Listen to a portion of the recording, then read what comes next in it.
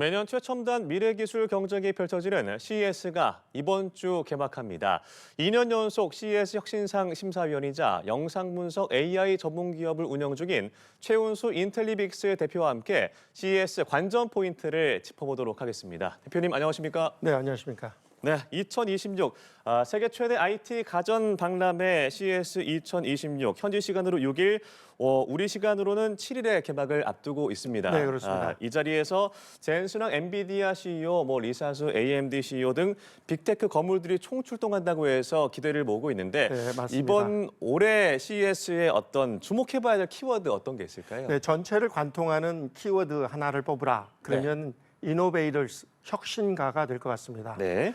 이 지금까지 AI 과시 시대, 기술 경쟁의 시대는 끝이 났다라고 보고 있습니다. 이제 AI를 산업에 접목을 해서 실제 돈이 되는 AI, 새로운 비즈니스 모델을 만들어서 인류를 좀 더 윤택하게, 편리하게 만드는 그런 AI 혁신가를 찾아라. 그런 혁신가가 새로운 세상을 만든다라는 게 이번 CES 2026의 핵심 화두가 되겠습니다. 예, 말씀하신 대로 핵심 주제 역시 AI가 될 것이고 특히나 이제 올해는 실제 수익화가 이루어질 것인가 그리고 우리 삶에 얼마나 더 밀접하게 다가올 것인가가 주목이 된다고 하셨는데 자 이번에 빅테크 수장들도 CES에 모이게 돼서 업계 그 어느 때보다 관심을 모으고 있습니다. 현재 좀 분위기 좀 어떻습니까? 네, 그렇습니다. 거물들이 총출동하게 되는데요. 네. 이 산업계의 핵심 관심사는 산업 AI를 어떻게 만들어낼 것이냐라는 데 있습니다. 즉 AI로 돈을 어떻게 벌 것이냐 이런 것들에 관심이 있고 그러면 이 빅테크 기업들의 관심사는 다른 기업들이 AI로 어떻게 돈을 벌고 있지? 라는 것을 집중적으로 들여다보게 될 것입니다. 예. 특히 이번 CES 2026을 기점으로 인공지능을 하나의 사회, 기업 인프라로 작동시키는 관점에서 AI를 바라보게 됩니다.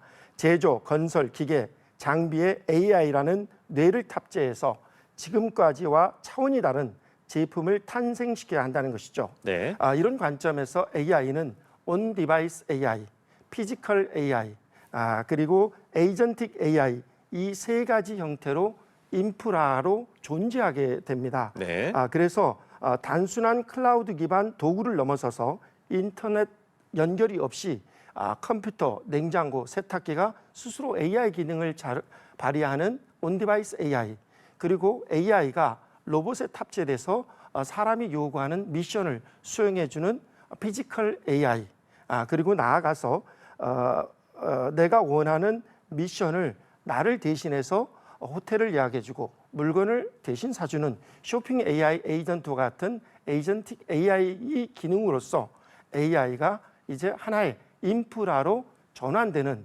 그런 상황을 이제 CES 2026 현장에서 직접 목격을 할 수 있게 될 것으로 예상이 됩니다. 네, 온디바이스 AI, 피지컬 AI, 에이전트 AI 세 가지가 주목이 된다라고 하셨습니다. 특히 기조연설도 주목이 되는 게 리사수 AMD CEO 사실 젠슨왕 엔비디아가 너무 잘 나가서 좀 배가 아플 것 같기도 합니다만 맞습니다. 이번에 그래서 AI GPU를 새로 공개할지 얘기가 되고 있고 또한 이 레노버 회장, 지멘스 회장 등이 어떤 얘기를 할지도 주목이 되고 있다고요. 네, 맞습니다. 그러니까 이제 이 AI가 하나의 인프라로 탑재가 되면 뭐가 필요합니까? 이 AI를 작동시킬 수 있는 연산 능력, 반도체 칩, GPU가 굉장히 중요하죠. 그렇기 때문에 HPC가 하나의 중요한 키워드가 됩니다. High Performance Computing. AI가 탑재됐는데 제대로 작동이 안 되고 그리고 문제 해결을 못 해주게 되면 낭패를 보게 되는 것이죠. 그래서 적정한 컴퓨팅 파워가 갖춘 그런 GPU와 칩 이런 것들이 굉장히 중요한 화두가 될 것으로 예상이 되고 있고요. 또 이제 이번 그 CES 2026에 이게 굉장히 중요한 트렌드 중에 하나가 될 것으로 예상되는 것은 이 피지컬 AI의 본격적인 상륙입니다. 그래서 생성형 AI가 현실 세계의 로봇, 자동차, 드론 이런 곳에 뇌로 그러니까 하나의 일부가 되는 것입니다. 과거에 부분적 기능에 머물렀다고 하면은 이제 하나의 일체가 되어서 새로운 형태의 기능을 발휘하는 지능형 제품으로 전환이 되는 것이죠. 네. 이런 점에서 피지컬 AI는 인간의 신체 구조를 닮은 통합 지능 구현 제품이 되게 됩니다. 그래서 라이다와 카메라 같은 센서를 통해서 주변 환경을 판단을 하고 그리고 AI 프로세스를 통해서 뇌 기능을 통해서 상황을 판단하는 기능을 갖고 있고요. 네. 또 로봇의 팔과 다리와 같은 그런 기능들이 실제 실행을 해주는 미션까지 수행하게 되는 것이죠. 예. 자, 대표님께서는 또 2년 연속 CES의 어떤 혁신상 심사위원으로 자격을 하셨는데 정말 까다로운 심사 기준을 뚫은 이 제품들의 공통점이 뭔지도 궁금하고요. 올해 또 특히나 어떤 트렌드에 집중을 해야 했을까요? 예. 그 CES 혁신상에서 요구하는 세 가지 기본 원칙이 있습니다. 하나는 엔지니어링입니다. 네. 기술적으로 뭐가 다른데? 기술적으로 어떤 점이 우월성이 있는데 라는 기술적 우월성을 보는 것이고요. 두 번째는 디자인을 봅니다. 예. 얼마나 아름다우냐. 이게 굉장히 중요한데 아름다운다는 측면보다는 사용자 친화적 설계, UI, UX 기능을 집중적으로 보게 됩니다. 네. 그리고 세 번째는 이제 혁신성이죠.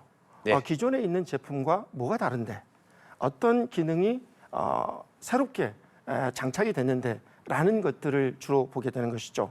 이처럼 이번 CES의 혁신상에서 경합이 되는 많은 제품들은 세 가지의 특징을 앞세워서 이 피지컬 AI, 뇌를 모든 제품을 일반 제품에서 지능형 제품으로 전환을 했고 네. 그 지능형 제품이 사용자에게 굉장히 유용한 편의성을 제공해 준다라는 특징이 있습니다. 예, 말씀하신 엔지니어링, 또 디자인, 사용자의 어떤 편의성을 주목하셨고 혁신성을 주목하셨다라고 하셨습니다.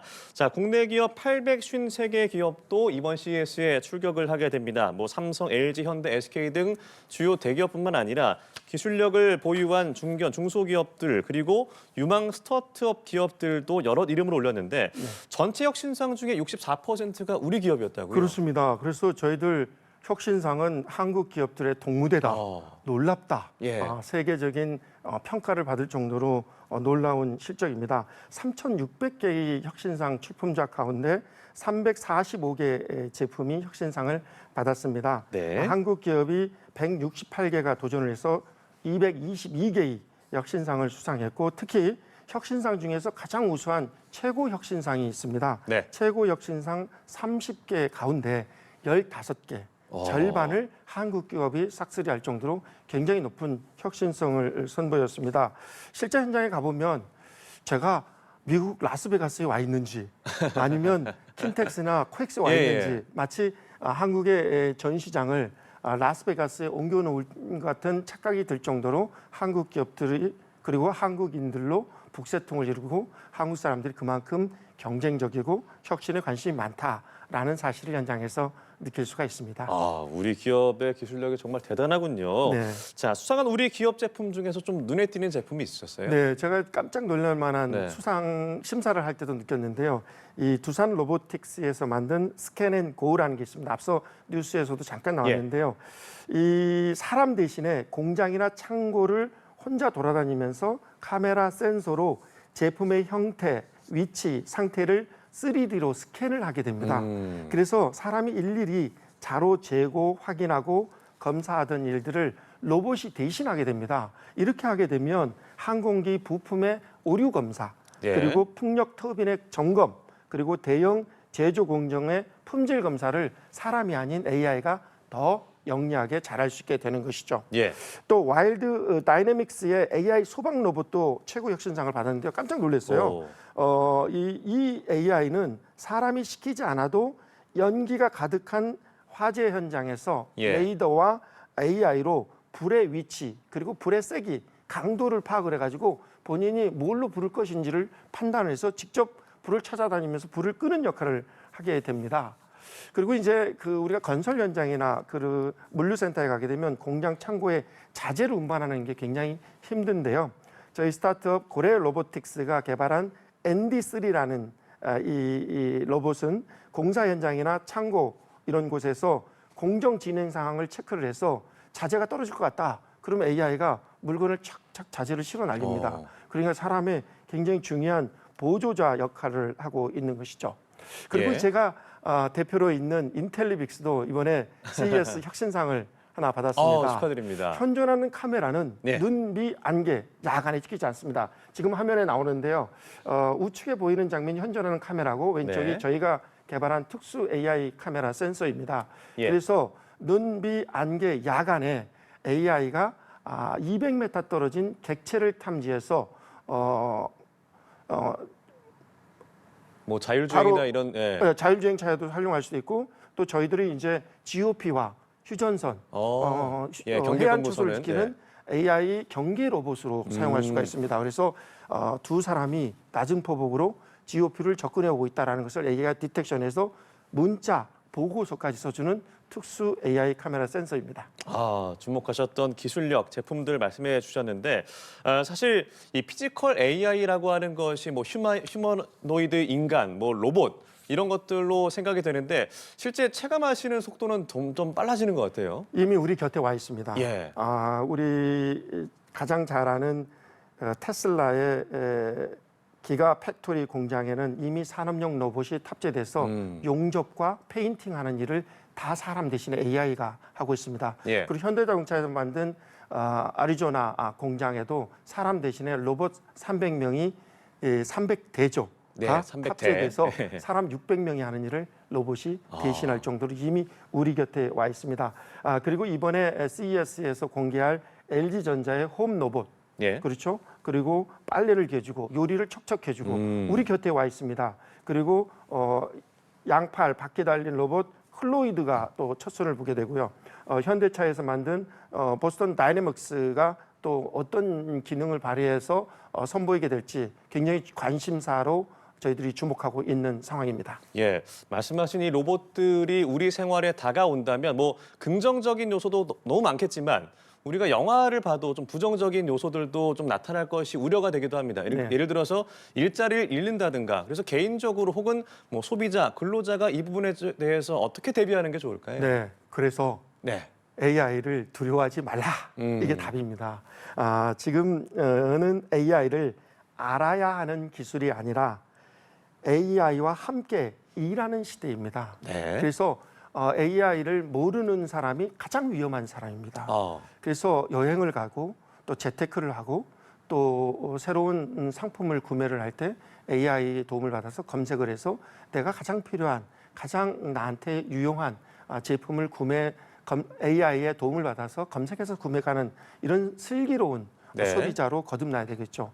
회사에서도 일을 직접 하는 그런 노동자보다는 AI의 판단을 받아서 AI를 활용해서 더 스마트하고 슬기롭게 일하는 사람이 더 성공한다라는 라고 생각하면 좋을 것 같습니다. 네, AI 기술이 우리 생활에 다가왔고 이에 대비하는 자세 필요할 것 같습니다. 이번 CES 2026을 준비하고 지켜봐야 될 이유지 않을까라는 생각이 드는데요. 지금까지 최훈수 인텔리빅스의 대표이사와 자세한 이야기 나눠봤습니다. 고맙습니다. 고맙습니다.